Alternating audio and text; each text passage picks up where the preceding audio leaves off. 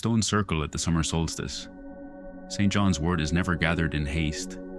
If your fingers press the stem before the dew has been claimed by the air, the flower will not surrender its golden oil. Instead, it releases a bitter sap that stains the nails an ashen brown, like the mud that dries along the edges of watering troughs. Mael knew this well because his hands no longer carried the colour of skin.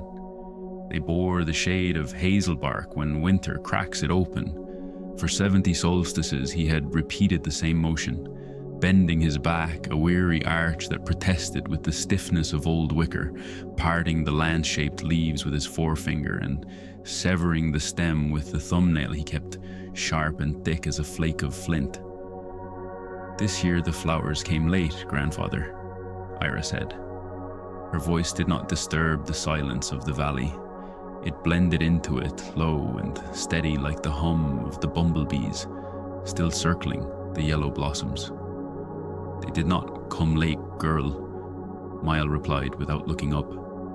His right hand hovered in the air with the stillness of a branch waiting for a bird to land before descending onto another stem. "It is the sun that moved more slowly this winter. The low clouds from the coast lingered on the mountain shoulder and blocked the light's passage. The earth does not count its days by moons that fade away.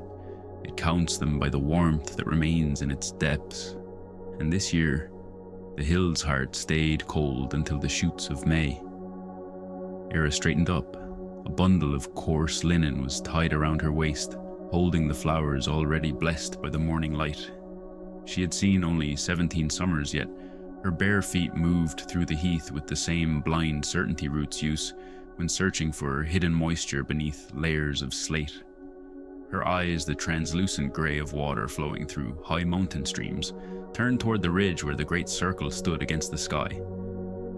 From below, the monoliths did not appear to be human creations or consecrated temples. They resembled a herd of granite giants that had paused in the middle of an endless march to gaze down into the valley. Lichen covered nearly every surface. Pale green crusts, almost white in color, spread across the stones. During rainy days, they smelled of mushrooms and ancient time. Now, beneath the merciless sun of Alban Heffin's Eve, they flaked away in tiny grey fragments that the eastern wind carried toward the river. "The eastern stone is sweating," the girl remarked, wiping her forehead with the back of her hand. The skin of her cheeks glowed from exertion and from the dry air descending from the peaks. Mael stopped. He let the St. John's wort resting in the lap of his coarse wool tunic fall aside. The garment had lost its original color so many seasons ago that it now shared the grayish tone of old sheep. Turning toward the hill, he narrowed eyes clouded by cataracts, the inner mist that elderly druids called the Traveller's Veil. "Is it sweating from the base or from the chest?" he asked. "From the chest, right where the quartz vein crosses the granite. There's a line of tiny droplets like the dew left on spiderwebs after a clear dawn. But it isn't cold, grandfather. The stone feels warm." The old man nodded slowly. His beard, which reached the cord at his waist and was tangled with bits of straw and fragments of dried leaves, shifted with the movement. "The water that emerges from the center of the rock is not trying to cool itself," Mael explained, returning to his work with a calmness that any outsider might have mistaken for indifference. "It is the weight of the other side. When the veil grows so thin that you could pass through it with nothing but your breath, the air of the unseen world begins to seep through. That other realm is damp, Eira. It is a place of springs that never run dry and forests that have never known the bite of an axe. When that moisture touches our stone, warmed by the June sun, it condenses. It is the hill's blood leaning through to look upon our sky. Bring the elderwood bowl. Do not let those drops fall to the earth." The girl untied the bowl hanging from her leather strap. It was a simple vessel, carved by Mael himself many moons ago. The wood had absorbed so many oils and resins over the years that it gleamed with a dark patina. nearly black. She climbed the slope in short steps, careful not to tread upon the field. Mice burrows hidden among the heather roots.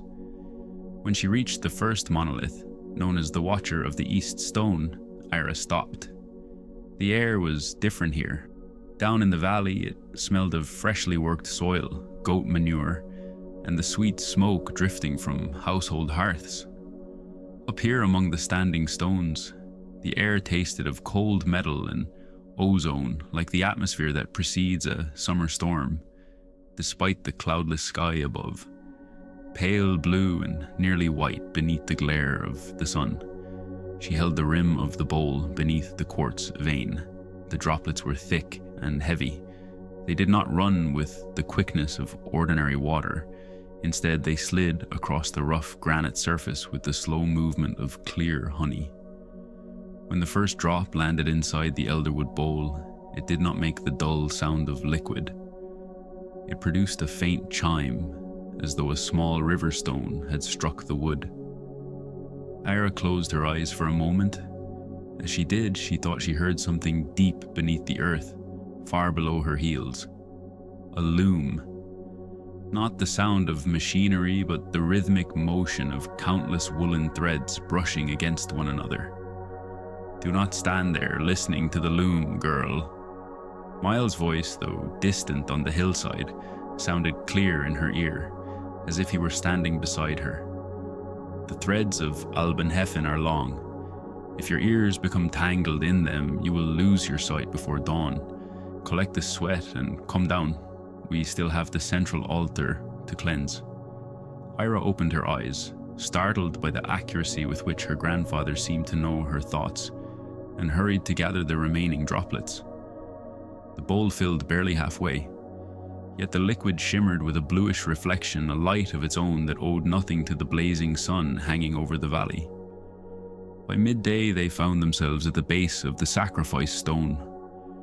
It was not a place of blood, as the men stationed in the southern garrisons often believed when they patrolled the royal roads.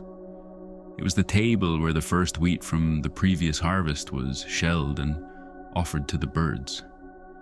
Mael sat upon a three-legged stool he carried everywhere, as his knees could no longer endure prolonged contact with damp ground. Using a brush made from broom roots bound together with hemp cord, the old man gently scraped away the dry moss that had gathered inside the channels carved into the stone. Every grain of grey dust he loosened was collected by Eira in a linen cloth. Nothing was discarded on the eve of the solstice. The dust from the stones of the circle was considered the finest remedy for cows that lost their milk after calving, or for children whose eyes became inflamed from the fevers of spring. "Grandfather," Eira said while holding the cloth, "the farmers from the village below will not come tonight." Mael did not interrupt the steady rhythm of his hand. The brush whispered endlessly against the stone. "Friss, friss, friss." "No," Mael said. "They are afraid. The men from the south have told them that stones which speak belong to cursed spirits, to people who do not know the name of the new god carried on their iron banners. They would rather light their bonfires at crossroads where the ground has been worn flat by countless footsteps and no ancient memory stands watch over them. It is easier to pray to a smooth wooden post than to look into the eyes of a rock that witnessed the birth of the great-grandfathers of their great-grandfathers. And they'll leave us here alone.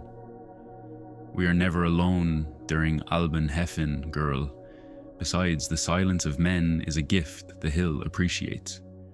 When there are too many living voices, the voices that no longer possess mouths become confused and retreat to the depths of the wells. This year, the silence will be pure. We will be able to hear the turning of the wheel without some drunkard shout breaking the axle." The old man paused and blew gently across the freshly cleaned channel. A cloud of fine white dust drifted toward Eira's face, and she did not step aside. The dust tasted of lime, saltpeter, and something impossibly ancient, like the scent trapped inside a chest that has remained closed for 3 generations. "Look there." Mael said, pointing westward with the handle of the brush toward the broad plain where hawthorn trees and weeping willows dotted the landscape. Do you see the smoke? Eira followed his gesture. A thin grey column rose from the edge of the oak forest. It was not the black smoke of burned stubble, nor the bluish smoke of a household chimney. It was thick, white smoke climbing straight upward like a reed searching for the sky, untouched by the wind. "It's the peat fire," the young woman murmured. "It's Cathal's fire," the old man corrected. For the first time all day, a shadow of gravity entered his voice. "The ashen elder has already lit his pit. He does not cleanse stones as we do. He clears the roads for those who come walking along the river of night. If his smoke rises straight, it means the western gate is already unbarred. The guests of twilight are putting on their shoes of dried leaves and making their way here." "Will they all come?" Eira's pulse quickened slightly, not from fear but from the sacred anticipation her grandfather had nurtured within her since childhood. "The ones who have earned the longest light will come," Mael said as he rose from his stool with a groan that seemed to come from the stone itself. "Those who died during winter and never received enough sunlight to warm their bones, the children who never lived long enough to see ripe grain, and the ancient animals, the ones that ran through this valley before the first man learned how to smelt bronze. All of them are cold, Eira. Even on the shortest night, the chill beneath the earth runs deep. Our duty is not to rule the darkness. Our duty is to keep the candle burning so they do not lose their way when they return to their moss-covered beds after the sun wounds the eastern sky once more." The sun began its descent shortly after the 8th hour of evening, but it was a lazy descent, a slow spilling of liquid gold that painted the hillsides in copper tones. The shadows of the monoliths stretched across the short grass, becoming long, dark fingers that pointed with uncanny precision toward the center of the circle, toward the altar stone where Mael and Eira had placed the bundles of St. John's wort, the elder branches, and the bowl containing the stone's sweat. The wind, which throughout the day had blown warm and dry from the plains, suddenly changed direction. Now it rose from the depths of the gorge, carrying the cool scent of water flowing through shaded stones and the sweet fragrance of meadow-sweet blossoms. The birds of the sky, the larks and thrushes that had filled the afternoon with restless songs, fell silent all at once. The silence that settled over the hill was not the emptiness of death. It was the stillness of a crowded hall holding its breath before the first curtain rises. Mael walked toward the center of the circle. The feet that had dragged his leather sandals heavily throughout the day now moved with an unexpected lightness, as though the approaching night returned some measure of his youthful strength. He stopped beside the central pit, a circular hollow 3 feet deep lined with flat stones and filled with the ashes of the previous year's solstice fire. "Bring the hazel tinder and the beech fungus, Eira," he ordered. The girl knelt beside the pit. From a deerskin pouch, she withdrew several pieces of a soft grey fungus that Mael had gathered in the northern forests the previous autumn, along with hazel splinters that had been soaked in ewe fat to protect them from the moisture of the night. Mael removed 2 pieces of milky white quartz from his belt. He never used iron to kindle the fire of Alban Hefin. Iron was a young metal, a metal of war. It frightened the shadows and severed the unseen threads that bound the worlds together. The solstice spark had to be born from stone itself, from the collision of ancient light trapped deep within the quartz. He leaned over the pit. Eira gently blew across the fungus, driving away any trace of moisture. The old druid struck the stones together.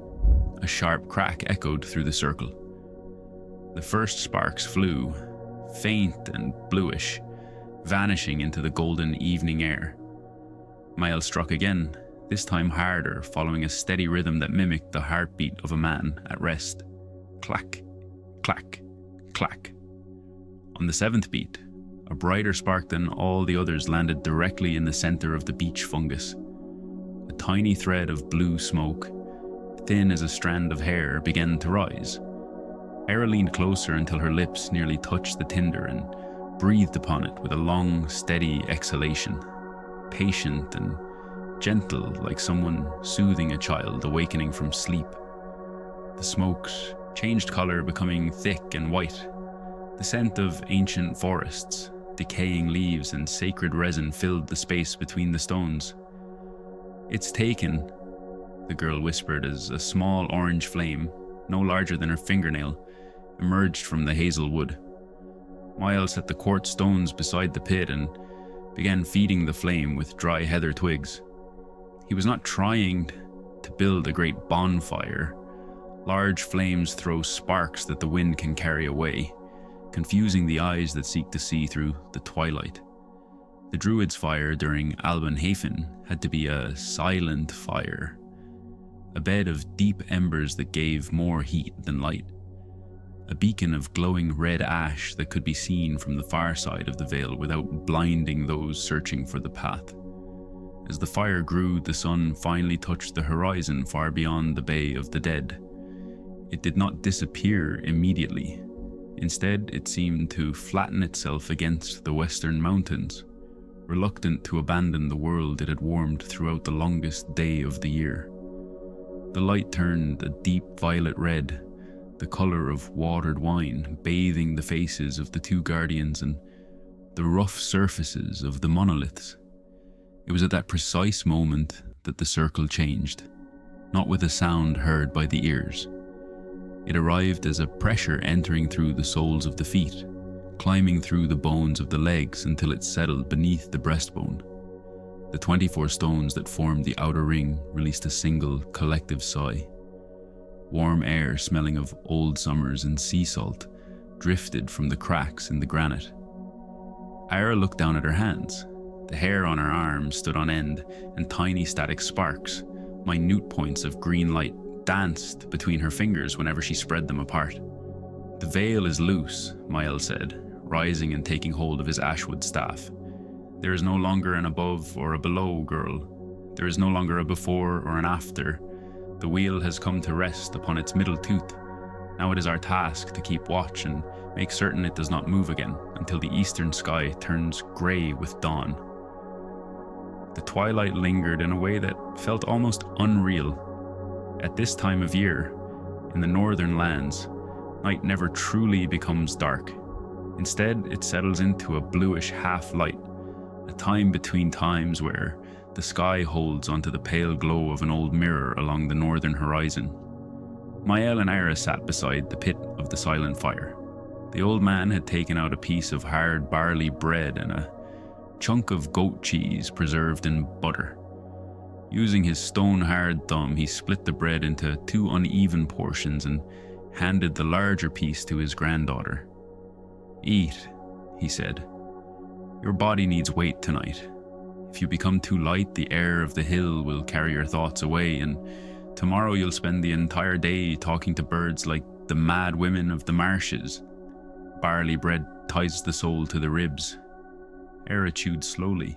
The bread was hard and carried the taste of smoke, but the warmth of the silent fire made it easier to swallow.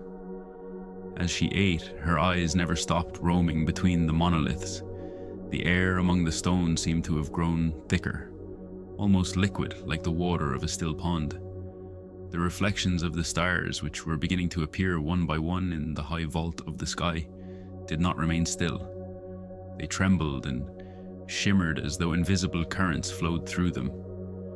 About 20 paces away, near the stone of the northern watcher, the silhouette of a male fern began to move. There was no wind. The air was so still that the flame rising from the fire pit stood straight as a needle. Yet the fern frond swayed and bent toward the ground, as though an unseen creature were pushing its way through them. Eira lowered the bread onto her lap and reached toward her grandfather's arm. "Do not move," the old man said immediately, sensing her reaction before she spoke.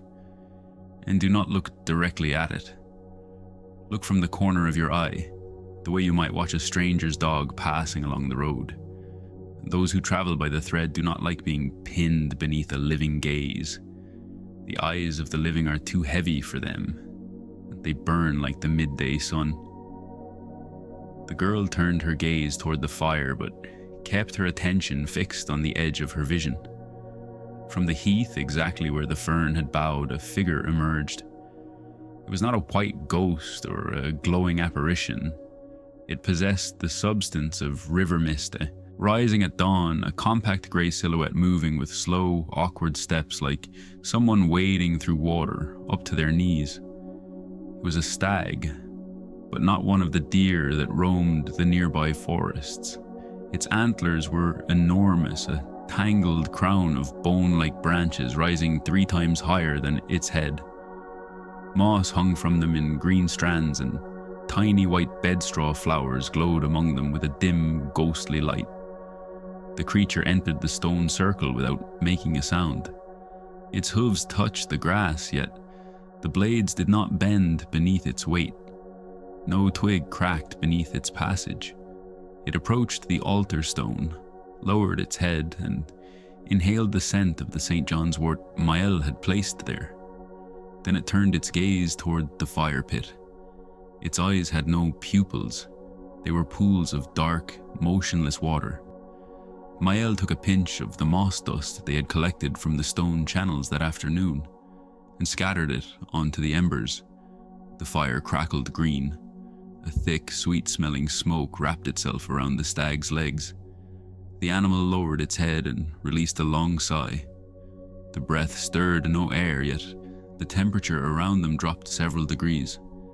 Then the stag folded itself onto the grass beneath the shadow of the northern monolith. "Is he one of the old ones?" Eira whispered, barely parting her lips. "He is the old one of the oak antlers," Mael replied in the same low, soothing voice. "He died when my grandfather was a child, no bigger than your hand. He became trapped in the ice of the great marsh during the winter of the white wolves. Every Alban Heffen, he returns to warm his chest beside our silent fire. There is no fire in his world, Eira. Only a grey light that neither warms nor burns. He comes for the heat of hazelwood. Hazel keeps the sunlight of past summers better than any other tree." Little by little, as the night reached its perfect balance, that strange midnight which lasts 3 full hours during Alban Heffen because time stretches like wet leather, the circle began to fill. More shadows arrived. Some carried human forms. Old women draped in cloaks that looked woven from dried spiderwebs settled at the feet of the monoliths, their hands moving constantly as though spinning thread or shelling invisible peas. Young men appeared as well, their arms marked by scars left by plows and swords. They stared into the fire with quiet sadness, free of anger, carrying only the longing of someone gazing upon a house that was once theirs but whose key has long since been lost. None of them spoke. The silence among the stones became so complete that Eira could hear the wings of moths brushing through the St. John's wort and the tiny crackle of hazel embers collapsing into white ash. The living and the dead shared the same space. Only a breath of warm air separated them. They were united by the scent of sacred smoke and by the weight of the stones that anchored both worlds. Eira felt exhaustion beginning to settle over her eyelids. The strain of the day, the fragrance of herbs, and the inaudible murmur of the underground loom all pulled her towards sleep. She rested her head against Mael's shoulder. The wool of his tunic was rough and smelled faintly of tallow, but beneath it she could feel the steady, deliberate rhythm of his heart. "Do not fall completely asleep, girl," the old man said, running his bony hand through her hair. "The sleep of this night runs deep. If you allow yourself to drift away before the eastern star changes color, you may wake tomorrow with your eyes turned inward. Keep a thread of light inside your mind. Think of tomorrow's bread. Think of the smell of goat's milk splashing into a wooden bucket. Think of things that have weight. I'm cold, grandfather. Eira murmured, moving closer to the embers. Mael picked up the bowl containing the sweat of the stone. Using the tips of his index and middle fingers, he gathered 2 drops of the bluish liquid. With a gentle motion, like a mother wiping tears from her child's cheeks, he brushed Eira's eyelids. The cold vanished instantly. The moment the stone water touched her skin, the world sharpened into a new clarity. No longer did she see grey shadows or figures of mist. Instead, she saw that the entire circle of stones was connected by a web of golden threads. They were as fine as maiden's hair, stretching from one monolith to another, crossing and intertwining above the central fire pit. There, at the heart of the circle, they formed a dense knot, a star of warm golden light. It radiated a gentle heat toward every being gathered there. The human spirits and the ancient animals were not floating in emptiness. They rested upon that web. They perched on the golden strands like birds roosting in the rigging of a ship safely anchored in a quiet harbour. The old one of the oak antlers no longer seemed made of fog. His hide carried the rich colour of freshly turned earth after rain, and his eyes reflected the star of light at the centre with a peace beyond words. "This is Alban Heffen, Eira," Mael whispered into her ear. "The web that holds the world together so it does not fall into forgetfulness during the winter. As long as there is an old druid to light the hazel fire and a pure-hearted girl to gather the sweat of the stone, the web will never break. The men of the south may bring their gods of iron and their roads of smooth stone, but the hill will continue to remember. The earth has an excellent memory, girl. It only needs someone to clean its scars from time to time." Eira nodded. Her eyes remained wide open as she gazed upon the golden lattice vibrating with the pulse of the universe itself. She knew the night would be brief. Soon the rising sun would strike the eastern ridge with its first spear of crimson light, breaking the threads and sending the visitors back to their long sleep beneath the hill. But for now, in the very heart of the vigil, time no longer mattered. There was only the old man, the young girl, the 24 stones, and the memory of the world itself. Together they burned within the silent fire, a fire that would never truly die, while a single strand of heather remained in the valley. The golden knot at the center of the circle continued to vibrate, but the air rising from the fire pit began to change in density. The dry heather and the first hazel splinters had already burned away, leaving behind a bed of pale grey ash suspended in the air, defying the hill's gravity as though every particle were a grain of pollen held aloft by the collective breath of those gathered there. Mael rose from his 3-legged stool. His joints cracked sharply, a familiar household sound that, amid the sacred stillness, seemed as loud as a sheet of river ice splitting apart in winter. The shadows gathered around the perimeter of the circle. The unseen weavers, the shepherds draped in moss cloaks, and the women whose hands were made of air did not even blink. Their attention remained fixed on the center, not with the hunger of those who desire something, but with the mineral stillness of the monoliths themselves. "Heather is the breath, but hazel is the bone," Mael said, extending a hand toward Eira. "Bring the logs from the reserve hollow, the ones we cut during the last waning moon of November, when the sap had already descended to kiss the roots and the wood had fallen asleep." Eira rubbed her eyes. The water of the stone still kept her sight clear. The golden threads connecting the 24 stones of the outer ring had grown thinner, yet they shone with a colder brilliance, much like the stars now crossing the highest point of the June sky. She walked toward the outer edge of the circle, near the stone of the Southern Watcher, where a small natural hollow had been covered with slate slabs to protect the firewood from the valley mists. As she knelt to lift the stones, she noticed that the earth beneath her fingers was unusually dry. The heather growing around the wood cache seemed to have lost its flexibility. Its stem snapped with a crisp, muted sound, stripped of the elasticity of spring. It was the dry dawn, the phenomenon Mael had described to her so many times. those hours when the solstice draws every trace of surface moisture from the world to feed the endless light of the coming day. She pulled out the hazel logs. They were short pieces, no longer than a man's forearm, yet heavy as lead. Their bark, silver-grey streaked with brown, remained perfectly intact. Mael had selected each one personally from the depths of the yew gorge, making certain they came from branches that had never fallen beneath the shadow of a willow.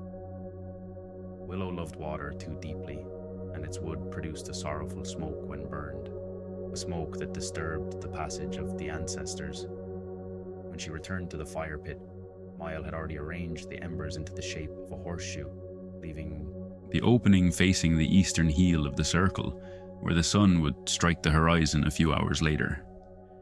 "Place them bark side down, girl," the old druid instructed as he crouched beside her with the slow movements of a man carrying 70 winters in his bones. "The bark must shield the heartwood. If you let the fire bite directly into the white flesh of the hazel, it will raise a living flame. And I've told you before, living flames are for the celebrations of men at crossroads. The silent fire is for the keeping of the hill. What we seek is the blind ember, coal that glows red inside while keeping its white ash skin intact, like an eye that watches without blinking." Eira arranged the logs with almost surgical care. Her hand brushed one of the floating embers, yet she felt none of the burn of ordinary fire. This was a different warmth, a heat that did not consume the skin but traveled straight into the marrow, restoring life to fingers stiffened by the chill air of the heath. As the hazel of November touched the charcoal of June, the scent of the circle changed once more.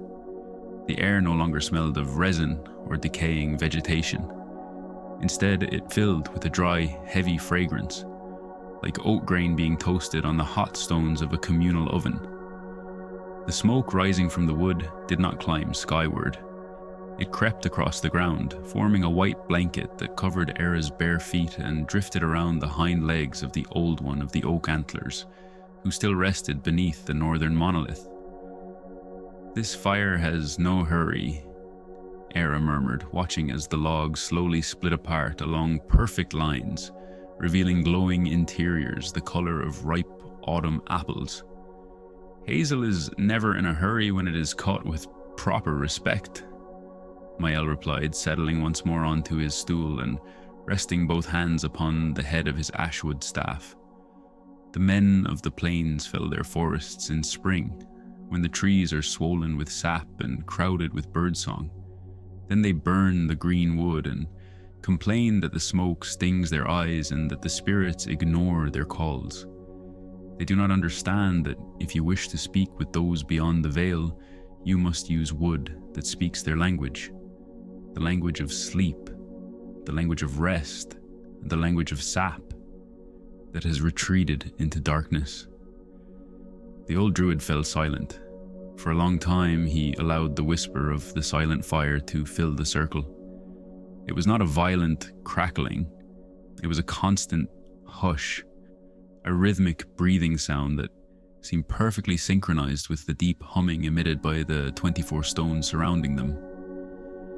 Eira sat beside him, folding her legs beneath her. The blanket of smoke had risen to her waist, giving her the strange sensation of floating upon a lake of warm milk.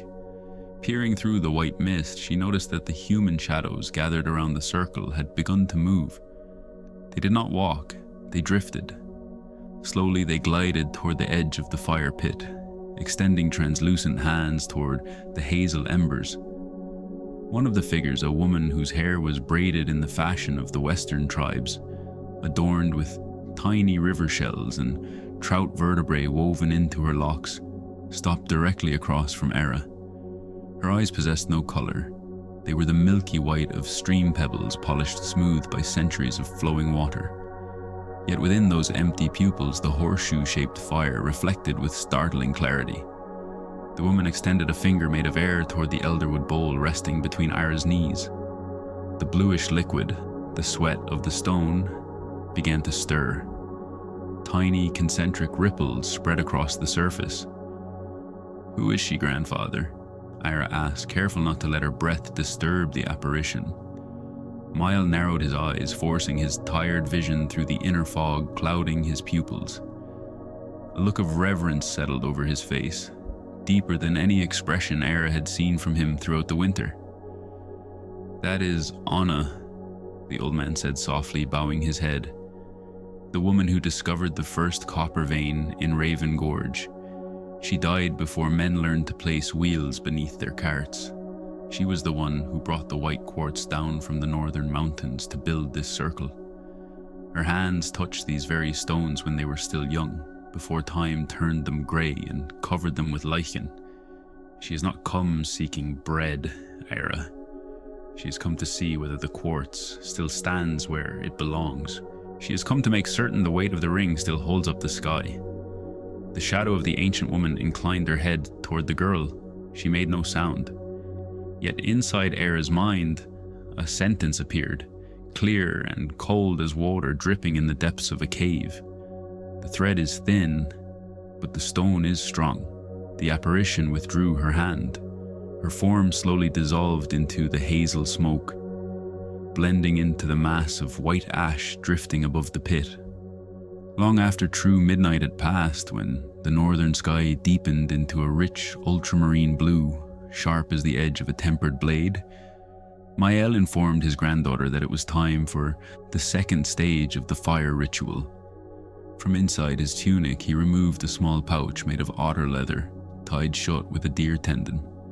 The pouch was so worn that most of the fur had long since vanished, revealing leather darkened by the sweat of generations of druids. Inside was kept what they called the Heart of the Year, a mixture of flax seeds, wild barley grains, dried hawthorn blossoms, and powdered stag antler, prepared only during the autumn eclipse. "The silent fire needs food other than wood," Mael explained as he poured a small amount of the mixture into Eira's palm. "Seeds are promises, girl. Every grain burned during Albenhefen is a day of sunlight we guarantee to the coming winter. If the earth does not receive the tribute of burned seed during the shortest night, December's cold will run so deep that roots will rot in the mud before spring can awaken them. Take a handful and cast it into the embers, but do it one grain at a time, never all at once. The fire must chew each seed individually." Eira took a pinch of the mixture. The grains were tiny and rough beneath her fingertips. She leaned over the hazel embers and released the first barley seed. The moment it touched the glowing charcoal, it did not burst like grain thrown into an ordinary bonfire. Instead, it slowly unfolded like a flower, made of light. A brilliant blue spark emerged and raced upward along the golden thread connecting the center of the circle to the eastern stone. Eira continued the ritual with the steady rhythm of a pendulum. One flax seed produced a green spark. One hawthorn blossom released a sweet fragrance that reminded her of baked apples. One fragment of stag antler created a sharp crack that caused the old one of the oak antlers to raise his mist-covered ears in recognition. With every seed that fell into the embers, the golden lines connecting the monoliths grew thicker, stronger. The air between the stones, which had once seemed fluid and trembling, took on a mineral solidity. Eira felt that she no longer needed to brace herself with her legs to remain standing. The very air of the circle held her upright, as though she were submerged in a dense substance that prevented any sudden or clumsy movement. "Grandfather," the young woman said, continuing to feed the embers, "the men from the south say our fire is a sin against their god. They say the sun does not need men lighting candles on the earth to continue its course." Mael let out a brief laugh, a sound like two limestone slabs brushing together. "The men of the south are men of the plains, Eira," he said, wiping the head of his staff with the edge of his tunic. "They live where the earth is soft and the roads run straight. They do not understand the weight of a mountain. They believe the sun is a warrior, carrying a golden shield across the sky because he possesses the strength to do so. What they fail to understand is that the sun is an old eye, weary of looking upon the same sorrows day after day. If it did not see this little hazel fire waiting for it atop the hill, if it did not see that two souls were still willing to remain awake through the night to tend its stones, one day it might decide not to turn back in the east. It would continue westward across the seas and allow winter to devour the grass forever. Our duty is not to force the sun to rise. Our duty is to remind it that returning is worthwhile. The old man leaned forward and picked up one of the elder branches they had gathered that morning. With great care, he pushed it into the edge of the pit and stirred the lower ashes. A stream of microscopic sparks, red and gold, flowed toward the open end of the horseshoe-shaped fire and drifted out of the stone circle toward the eastern slope of the hill. Eira followed them with her eyes. Once beyond, the granite ring, the points of light did not fade into the cold night air. Instead, they floated across the heath and descended close to the ground until they reached the crowns of the ancient oaks marking the boundary of the sacred forest. Wherever a spark touched a leaf, a tiny point of silver light remained behind, fixed in place, as though fireflies had chosen to spend the entire night guarding the branches from the eastern wind. It was then that Eira finally understood the true purpose of the silent fire. It was not a light meant to drive back darkness. It was a web of warmth spreading from the center of the hill across the entire valley, an invisible blanket protecting sleeping life while the veil between worlds remained open. The ancestral spirits were not intruders stealing warmth from the living. They were guardians stationed at the outer edges of the web, ensuring that its corners did not fray beneath the cold currents descending from the northern glaciers. Dawn first announced itself not through a change in light, but through a change in the sound of the stones. The low hum that had remained constant since sunset gradually rose in pitch, becoming a sharper vibration like water beginning to boil inside a bronze cauldron. The golden lines linking the monoliths quivered with the tension of harp strings being tightened by invisible hands. Mael rose to his feet. This time there were no groans. His body seemed to have regained the straightness of the ash tree from which his staff had been carved. He turned toward the east, where the ultramarine sky was beginning to fade into a leaden gray that heralded the coming dawn. "The horseshoe is full, Eira," he said. "The seeds have been chewed and the hazel has surrendered all its bone. Now comes the most difficult part of the work. The vigil of dawn is not performed with the eyes. It is performed with the back. We must stand between the fire and the heelstone and receive the first ray of the sun before it reaches the rock. If our bodies do not filter the first light of Alban Hefen, the granite will crack beneath the sudden change in temperature. Old stone is like old people. It dislikes surprises." The young woman stood and placed the elderwood bowl upon her grandfather's stool. Her legs felt numb from sitting so long and from the dense smoke that had wrapped around her skin. Yet the water of the stone that Mael had touched through her eyelids continued to keep her alert, granting her a clarity that erased all traces of fatigue. Together they walked toward the eastern entrance of the circle, the open space between the two largest stones of the ring, known throughout the valley as the Sun Gates. The ground there was covered with fine quartz gravel that crunched beneath their bare feet with a clear, metallic sound. As Eira turned her back to the silent fire, she felt the warmth of the hazel embers against her shoulder blades, while the first icy breath of morning rose from the river and touched her face. She stood on the edge of balance itself. Summer warmed her back. Winter cooled her brow. Behind her lingered the season, reluctant to die. Before her waited the first shadow of the coming cold. "Keep your feet firm upon the quartz, girl," Mael said as he took his place beside her and intertwined his bony fingers with hers. "Do not watch the sun when it breaks over the mountain. Watch the shadow of the Western Watcher Stone. When its shadow touches the tips of your feet, you will know that the wheel has begun to turn once more and that our work for this year is finished." The ancestral shades that had filled the circle throughout the night began to withdraw. They did not hurry, they simply merged with the mist rising from the lower valleys. The old one of the oak antlers rose with majestic slowness, shook his antlers of bone and moss, scattering the last glowing bedstraw blossoms that clung to them, and walked toward the oak forest. He disappeared among the first grey trunks before the sky lost the last traces of blue. The silence of the hill deepened further. It became a vast emptiness waiting for the final strike of light.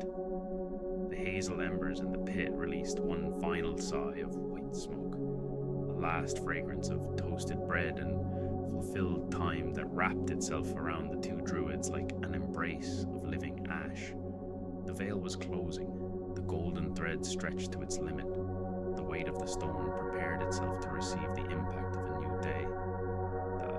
The air of the dry dawn did not disperse when the lead-colored light arrived. Instead, it settled into the cracks of the granite like an invisible resin.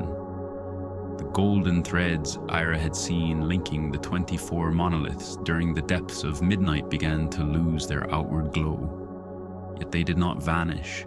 They withdrew into the stones themselves, leaving behind a deep vibration that made the tiny quartz fragments beneath her feet tingle faintly. Mael still held her hand. His own was cold and rough as a root exposed to the weather. Through it she felt a slow pulse, a steady heartbeat that seemed to compete with the rising rhythm of the circle. "Do not look ahead anymore, girl," the old druid repeated. His breath formed a brief trail of grey vapor that vanished before it had traveled a handspan from his lips. "The eye of day is about to tear through the mountain's cloak. If you stare directly into it, it will steal the blue from your eyes and leave you with nothing but the chalk-white dust of roads. Look down. Watch the shadow of the priest stone as it begins to crawl toward us." Eira lowered her gaze, her eyelids still carrying the heavy blue moisture of the stone's sweat, felt as though they were made from beaten lead. Yet her mind remained sharply focused, rooted and steady, allowing her to count every grain of white quartz spread beneath her feet. The gravel was cold, not with the cold of winter ice, but with the ancient absence of sunlight buried deep within the earth. To her left, the shadow of the tallest monolith, the Western Watcher stone, slowly stretched across the opposite slope with the languid movement of an animal awakening after 100-year winter. It was not black. Its color was a muted violet, almost mournful against the ashen gray of the heath. Then the first strike of light arrived. Not as a golden beam, not as a gradual brightening. It came as a red line, thin and sharp as a razor's edge, slicing across the sky from the distant summit of Black Ewe Mountain. The line struck Mael's right shoulder and Eira's left shoulder at exactly the same moment. The coarse wool of their tunics absorbed the impact with a faint creak, like old leather stretched too close to a fire. Eira felt a stab of dry warmth beneath her collarbone. The icy wind climbing from the gorge ceased instantly, as though a giant hand had sealed the mouth of the valley with the woolen cloth. The 24 stones of the circle released a single resonant tone, a deep, powerful note that vibrated through the roof of her mouth with the metallic taste of ancient copper. "The ring has received the weight," Mael whispered. His hand slowly released hers in a gesture of ritual completion. "The wheel has locked into the tooth of summer. Now the light belongs to the hill. You may look, girl, but do so with narrowed eyes, as someone entering a whitewashed church after spending the night in a cellar." Eira blinked and lifted her gaze. The valley of Guacara no longer lay beneath the grey mist of night. It had become a sea of old gold, a vast plain where willows and hawthorn seemed to float upon islands of luminous dust. The white smoke Cathal had kindled in the western pit had transformed into a veil of gold draped across the crowns of the oaks, making them appear like giants crowned in bronze. At the center of the circle, the pit of the silent fire was completely extinguished. Not a single red ember remained. The November hazel had become a flawless layer of white ash, so fine and compact that it resembled the imprint of a moon that had briefly rested upon the earth before dissolving. The flax seeds and fragments of stag antler had left no trace of soot. Only a dry fragrance remained. The scent of freshly baked oat bread and pine resin hovered close to the ground, refusing to rise into the clear morning sky. The ancestral spirits had gone completely. The woman with shell-woven hair was gone. The old one of the oak antlers was gone. Yet in the places where they had sat and rested throughout the night, the heath grass shone with a deeper green, almost liquid in its richness, as though the passing of those mist-born figures had left behind a nourishing moisture that even the dry dawn had not dared claim. Mael walked toward the altar stone, leaning once again upon his ashwood staff with the familiar heaviness of a man carrying 70 years upon his shoulders. The unnatural vigor that had sustained him through midnight withdrew along with the golden thread, returning the familiar curve to his weary back and the stiffness to his knees. "The bowl, Eira," he said, nodding toward the three-legged stool where the elderwood vessel rested. The young woman picked it up with both hands. As she lifted it, she noticed that the bluish liquid, the sweat of the stone they had collected the day before, no longer carried its own glow. It had become a clear, dense water that smelled strongly of moss and freshly washed stone. Yet the wooden bottom of the bowl had changed. A permanent golden grain now traced the growth rings of the elderwood, shining softly beneath the surface. Without speaking, Mael dipped his fingers into the water and drew a damp line across Eira's forehead, from her hairline to the bridge of her nose. The water was icy, but when it touched her skin, warmed by the first rays of the sun, it brought immense relief. A coolness flowed down her throat, as though she had drunk from a hidden spring deep beneath the earth. "This is the seal of Alban Hefin," the old man said, drying his fingers against the folds of his tunic. "The hill knows who you are now for the rest of the year. The farmers below may forget your name. The men from the south may bring their laws written on goat parchment, but the stone will recognize you whenever you cross the heath. Your shadow will no longer be an ordinary shadow. It will carry the weight of white quartz." Eira looked down at her silhouette stretched across the grass. Because of the low morning sun, her shadow was enormous, reaching all the way to the base of the northern watcher stone. For a brief moment she thought she saw a thin edge of green light shimmering along its outline, a dusting of static sparks pulsing with the same deep rhythm that still echoed from the center of the hill. "And now what do we do, grandfather?" she asked. The true exhaustion of the night was finally settling onto her shoulders, heavy and persistent as cold mud. Mael looked toward the valley below, where the first chimneys of the farmers' cottages were beginning to release thick black smoke from morning hearth fires. The world of men was waking again, unaware of the turning of the great wheel that had been completed atop the hill. "Now we go down to the cottage, girl," the old man said, turning his back on the stone circle. "We let the sun cleanse the ashes from the pit. We place the barley bread in the kitchen ashes, and we sleep until the shadow of the hazel tree by the door turns east again. Our work for this night is done. The earth has its thread secured. Now it is her turn to weave the summer." They descended the slate path with slow, clumsy steps. The elderwood bowl hung once more from Eira's belt, gently tapping against her thigh with a dull, rustic rhythm that blended into the songs of the first skylarks rising into the clear June sky. Behind them, the 24 stones of the great circle remained silent, absorbing the solstice with the immense patience of those who know that after the longest day, twilight always finds its way back to the bottom of the valley. The descent felt nothing like the climb. With every step toward the floor of the gorge, the air reclaimed the thick sense of ordinary life. Goat dung from the stone pens, the green slime of irrigation channels feeding the gardens, and the black smoke heavy with bacon grease and chimney soot drifting from the village's thatched roofs. The world below had not changed, yet Eira's feet felt strange inside the leather sandals she had put back on at the edge of the heath. The bull-hide soles, which had once felt like natural protection, now seemed to separate her skin from the pulse of the earth like a layer of dead bark. Mael walked ahead, dragging his ash staff in a steady rhythm. Clack, scrape, clack, scrape. The ash wood, dried by decades of vigils, struck loose pieces of slate with a muted sound, lacking the metallic echo that quartz carried on the summit. The old druid seemed 3 inches shorter than he had been at midnight. His coarse wool tunic hung from his shoulders like the loose skin of an old ewe in spring, and the smell of tallow and hazel ash clinging to his clothes had become heavier, denser, like a blanket forgotten all winter inside an oak chest. They reached the cottage as the morning sun began to sting the backs of their necks with the persistence of a water horsefly.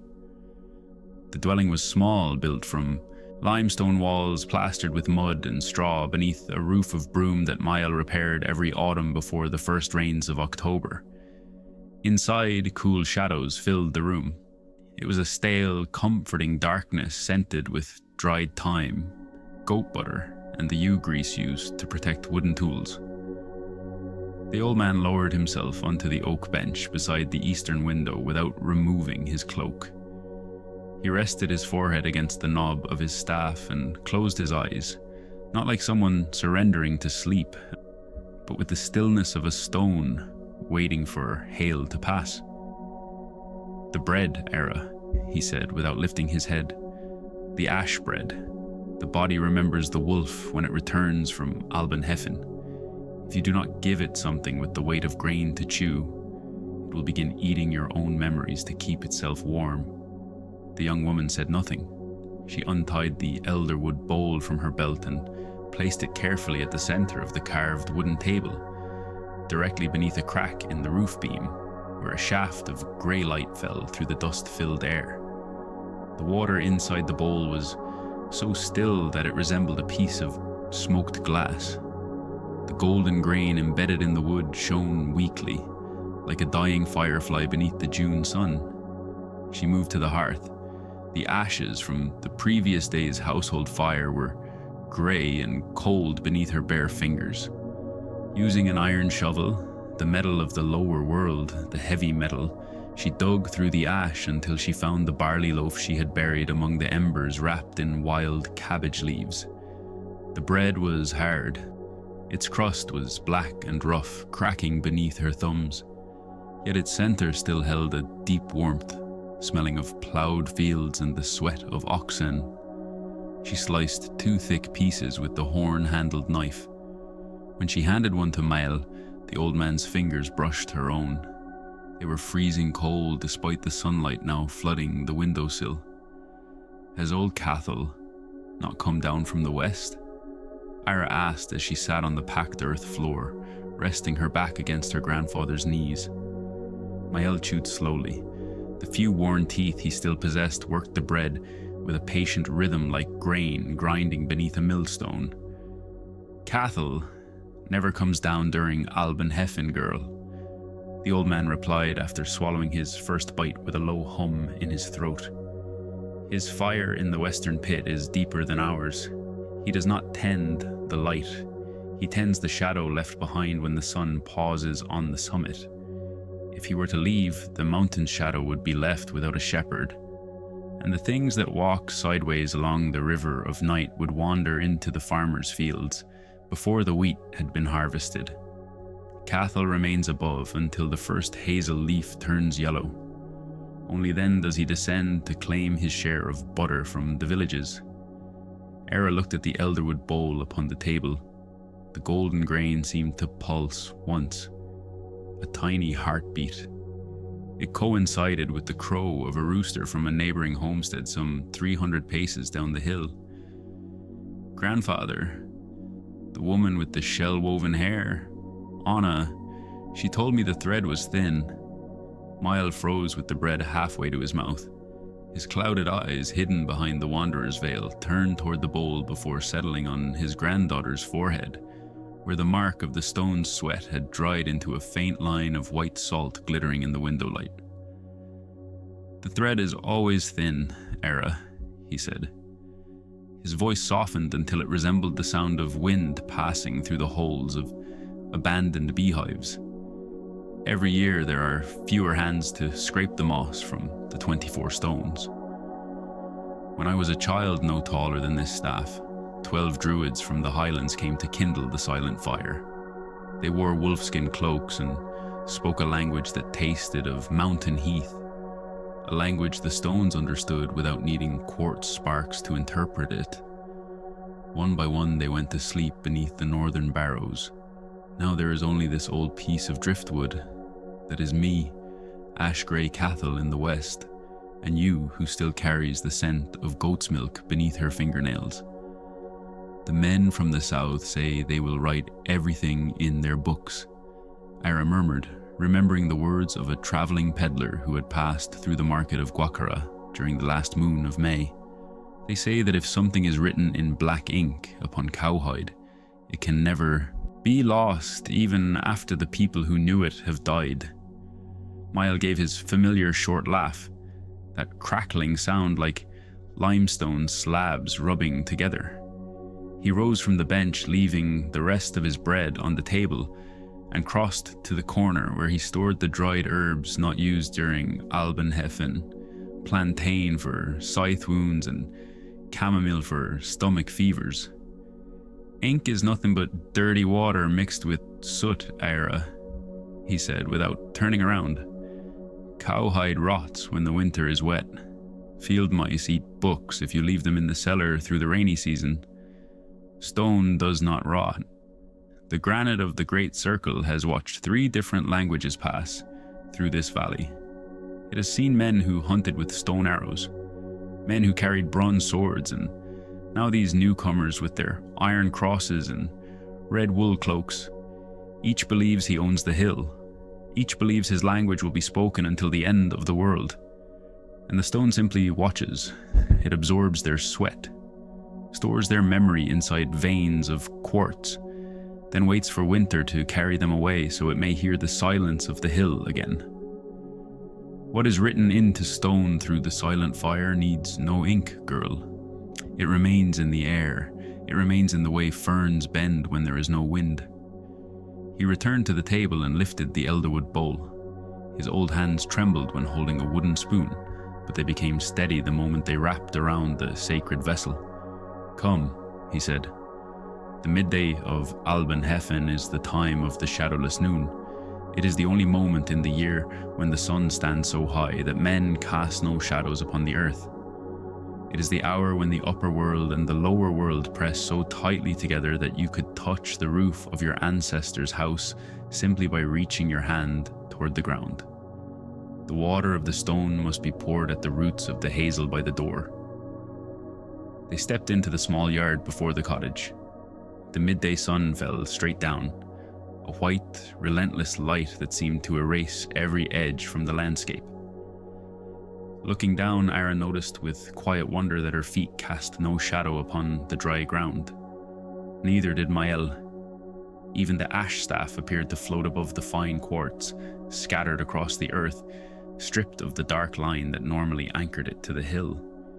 The entire world seemed cut from living chalk and suspended inside an endless noon where all shadows had retreated into the interiors of things, seeking refuge within the cool depths of matter. At the center of the yard stood an ancient hazel tree. Mael never pruned it. He always claimed its branches held the cottage roof against the northern winds. Its trunk was twisted and knotted, covered in grey patches of lichen that smelled of old dampness. The unreal vigor that had carried him through midnight had departed along with the golden thread, returning the familiar curve to his weary back and the stiffness to his aging knees. The bowl, Eira, he said, nodding toward the 3-legged stool where the elderwood vessel rested. The girl picked it up with both hands. As she lifted it, she noticed that the bluish liquid, the sweat of the stone they had gathered the evening before, no longer carried any light of its own. It had become clear, dense water, rich with the scent of moss and freshly washed rock. Yet the wooden bottom of the bowl had been permanently stained with gold, a shining vein following the growth rings of the elderwood. Mael dipped his fingers into the water and, without speaking, drew a damp line across Eira's forehead, from her hairline to the bridge of her nose. The water was icy cold, but against skin warmed by the first touch of the sun, it brought immense relief. A freshness that flowed down her throat as though she had drunk from a hidden spring beneath the earth.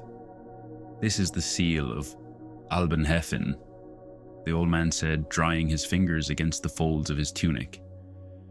"The hill knows who you are now for the rest of the year. The farmers below may forget your name. The men from the south may arrive with laws written on goatskin scrolls.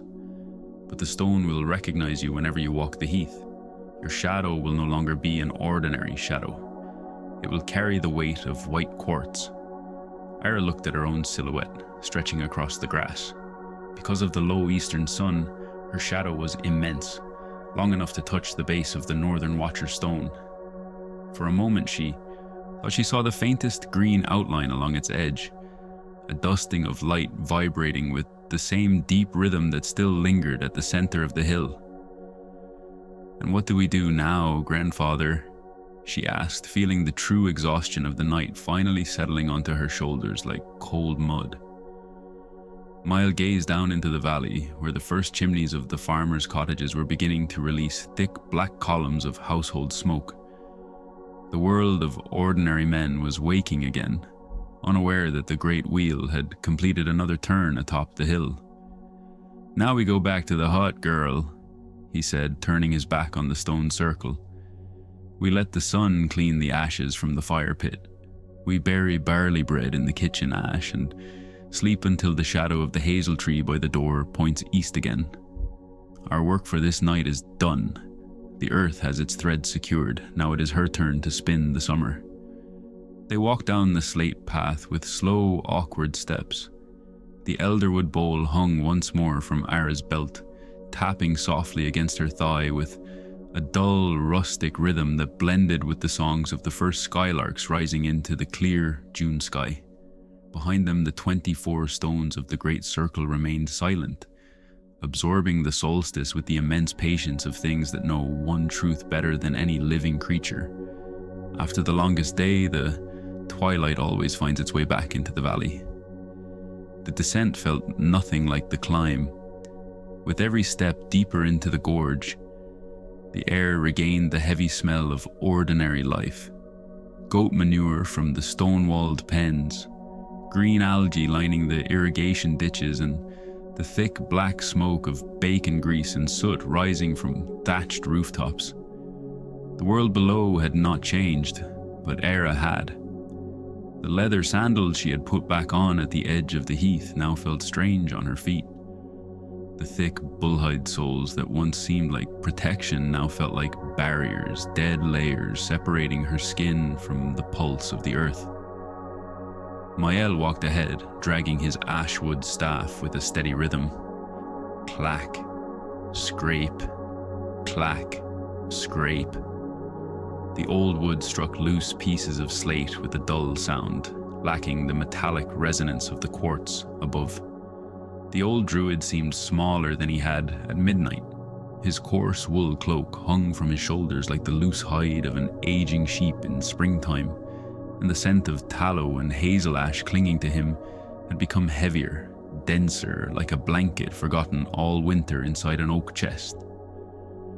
They reached the cottage when the morning sun had begun to sting the back of the neck with the persistence of a horsefly. The dwelling was small, built of limestone walls plastered with mud and straw, crowned by a roof of broom that Mael repaired every autumn before the October rains arrived. Inside, cool darkness waited for them. It smelled of dried thyme, goat butter, and the ewe grease they used to preserve wooden tools. The old druid lowered himself onto the oak bench beside the eastern window without removing his cloak. He rested his forehead against the knob of his staff and closed his eyes, not like a man surrendering to sleep, but like a stone waiting for hail to pass. "The bread, Eira," he said without lifting his head. "The ash bread. The body remembers the wolf when it returns from Albenhefen. If you do not give it something heavy enough to bite into, it will begin eating your memories to keep itself warm." The girl said nothing. She untied the elderwood bowl from her belt and placed it carefully at the center of the carved table, directly beneath a pale shaft of dusty light filtering through a gap in the roof beam. The water inside the bowl was so still it looked like a piece of smoked glass. The golden vein fixed in the wood glowed faintly, like a dying firefly beneath the June sun. She moved to the hearth. The ashes from the previous day's domestic fire were grey and cool beneath her bare fingers. Using the iron shovel, the metal of the lower world, the metal of weight, she dug through the ash until she found the barley loaf buried among the embers, wrapped in wild cabbage leaves. The crust was hard and blackened, cracking beneath her thumbs, but the interior still held a gentle warmth, a warmth that smelled of ploughed fields and oxen sweat. She sliced the 2 thick pieces with the horn-handled knife.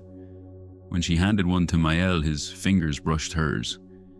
They were freezing cold despite the sunlight, already flooding the windowsill. "Has old Cathal not come down from the western hill?"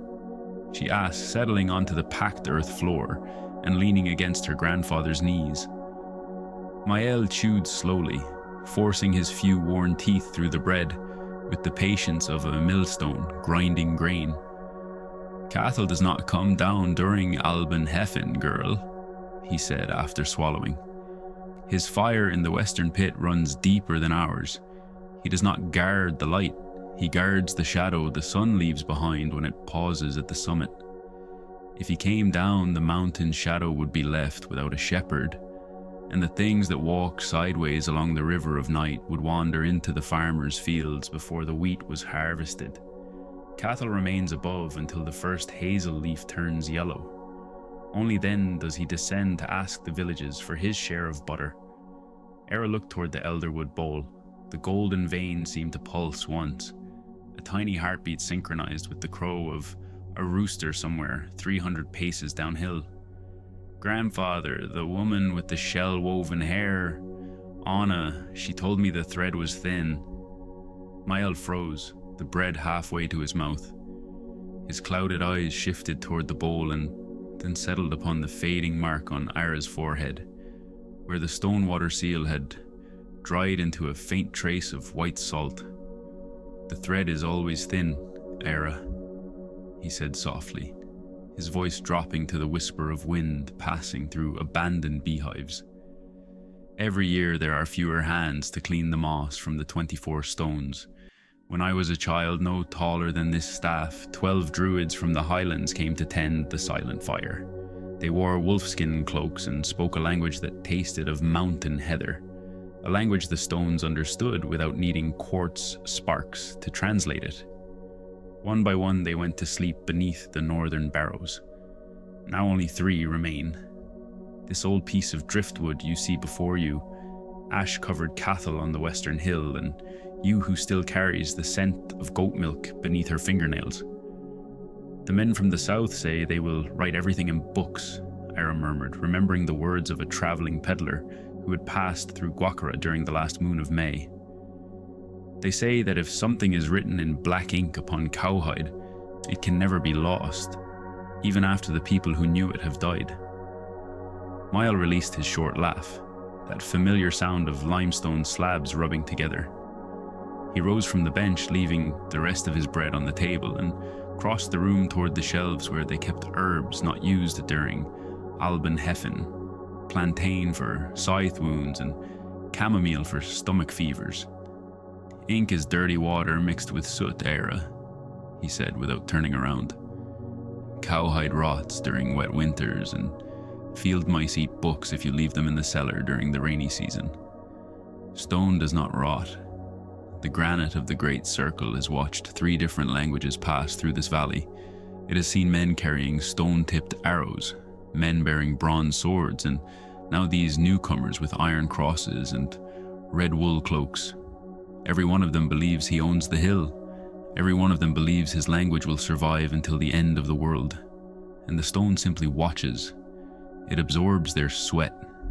It stores their memory inside veins of quartz. Then it waits for winter to carry them away so it can listen to the silence of the hill once more. What is written into stone by the silent fire needs no ink. It remains in the air. It remains in the way the ferns bend when there is no wind. He returned to the table and lifted the elderwood bowl. The old hands that trembled around a wooden spoon became perfectly steady when they held the sacred vessel. "Come," he said. "The midday of Alban-Hefin is the hour without shadows. It is the only moment in the year when the sun stands so high that men cast no shadow upon the earth. It is when the upper world and the lower world press closest together. You could touch the roof of your ancestors' house simply by reaching your hand toward the ground. We must pour the stone water at the roots of the hazel tree by the door." They stepped outside into the small yard. The midday sun fell straight from above, white and merciless, bleaching the world of edges and depth. Eira looked down and felt a quiet amazement. Her feet cast no shadow. Neither did Mael. Even the ashwood staff seemed to float above the pale quartz gravel, detached from the earth by the absence of darkness. The entire world appeared suspended against a backdrop of living chalk, trapped in an eternal noon where every shadow had retreated into the hidden depths of things, seeking cool refuge within matter itself. At the center of the yard stood an ancient hazel tree. Mael never pruned it. He always said its branches held the roof of the cottage steady against the northern winds. Its trunk was twisted and knotted, covered in grey lichens that smelled of ancient dampness. Mael knelt beside the main root, which emerged from the earth like the back of a wooden serpent before disappearing beneath the foundations of the house.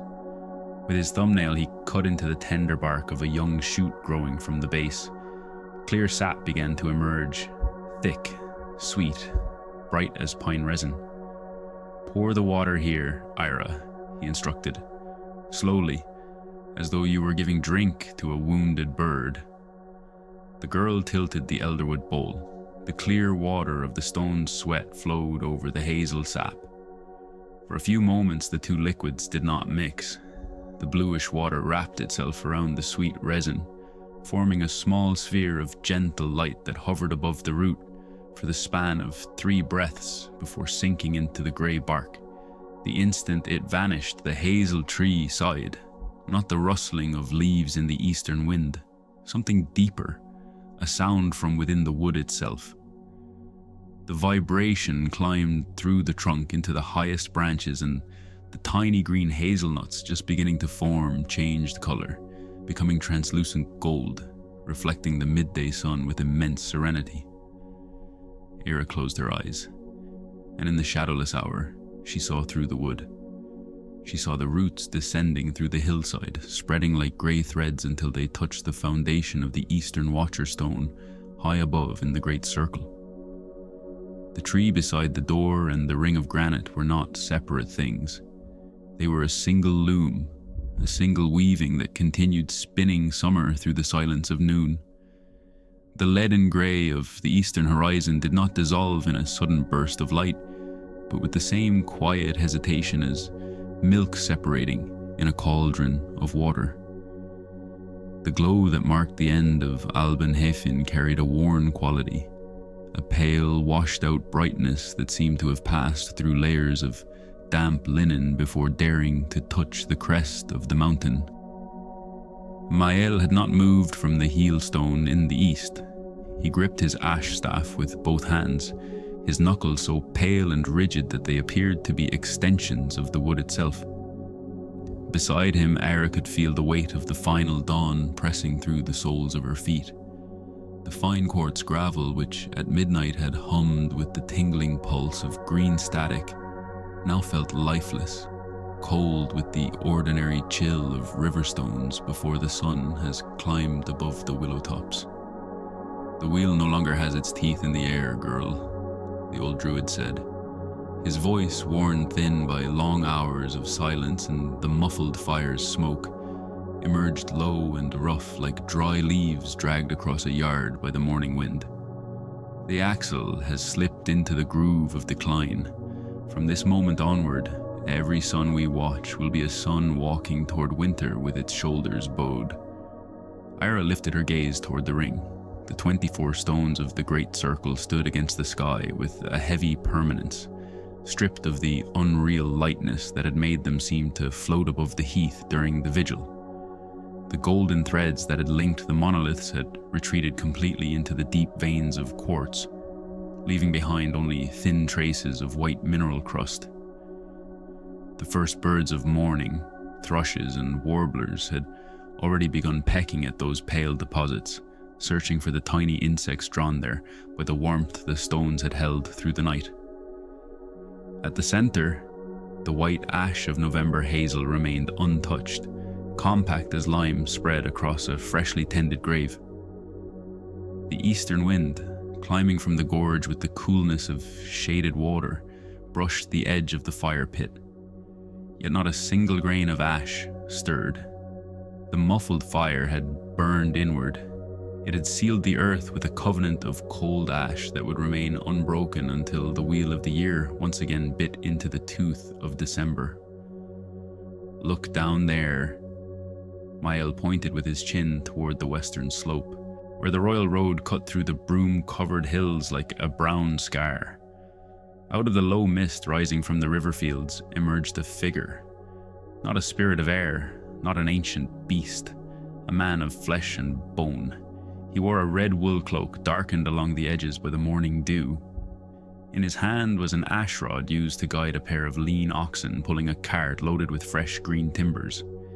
He was one of the southern men, one of the builders working in the new settlement on the plain, where roads ran straight and houses were measured with hemp cord. The man halted at the foot of the hill. He looked upward toward the granite giants crowning the summit. For a brief moment he seemed uncertain. Then he removed his leather cap, rubbed his brow, and traced a quick sign across his chest with his right hand, the symbol of the new god carried on their iron banners. Afterward he shouted at the oxen a short and hollow command and continued along the road without once looking back at the old stones. "He's afraid of the height," Eira murmured as the cart disappeared beyond the bend lined with willows. "He isn't afraid of the height, girl," Mael corrected, turning away from the east and beginning the descent along the slate path. "He's afraid of silence. The men who live in brick houses and write their laws on cowhide need the noise of wagons and the shouting of overseers to convince themselves they are alive. When they stand before a stone that says nothing, a stone that watches them with eyes 10 centuries old, they feel how thin their own lives truly are. Thin as the thread of a moth. They would rather pray to a god who speaks their language and promises that the world was made for them. The hill promises nothing to anyone, Eira. That is why it endures. They descended with the familiar heaviness of people returning from the frontier of twilight. Eira's leather sandals once again scraped against loose slabs of stone, a simple everyday sound that tethered her back to the ribs of the valley.